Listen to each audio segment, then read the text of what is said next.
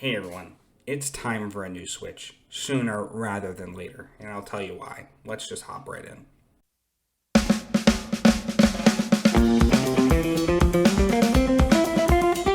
Alright, the reason I say it's time for a new Switch, I'm sure you've heard time and time again comparisons to the Switch, PlayStation 4, and Xbox One about how underpowered the Switch is. And everybody knows that that's gotten a little worse now that the PlayStation 5 and Xbox Series X have come out. But I was reading an article from Kotaku the other day talking about Immortal Phoenix Rising on the Switch, and I'll link this down below in the description so you can take a look for yourself. In this article, they talk about how other Ubisoft titles, such as Assassin's Creed Valhalla and Watch Dogs Legions, did not come to the Switch this year. And it got me thinking, what if game developers are not going to bring their titles to the Switch because of how underpowered it is? And I'm afraid this sets a dangerous precedent. And I think that now is the best time for Nintendo to think about announcing the next Switch or next console and getting it into the hands of consumers as quickly as possible.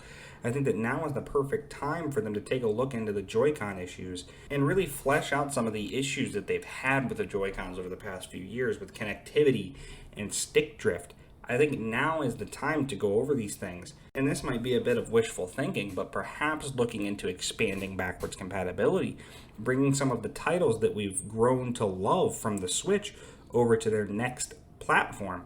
Imagine being able to play Breath of the Wild or Pokemon Sword and Shield at a higher frame rate, higher video quality. That would be amazing. It would be something that I would want to get my hands on as soon as possible.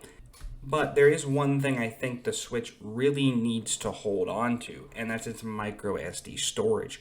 The Switch currently has the best expansion storage option of any console out there.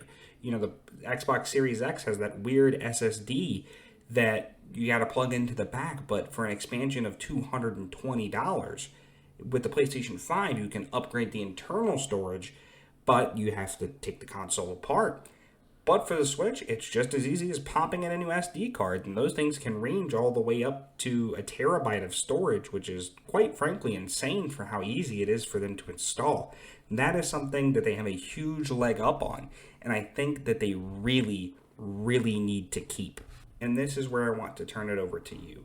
Let me know down below in the comments if you're worried that the Switch will not get some of these upcoming titles due to the fact that it's underpowered. Let me know when you think they should announce the next Switch and some features and games that you would like to see on it. What titles would you like to see become backwards compatible on a new platform should they choose to do that? And lastly, if you haven't already, please consider hitting the subscribe button down below. If you liked the video, give it a thumbs up. If you didn't, go ahead and let me know by hitting the dislike button. And as always, stay perceptive.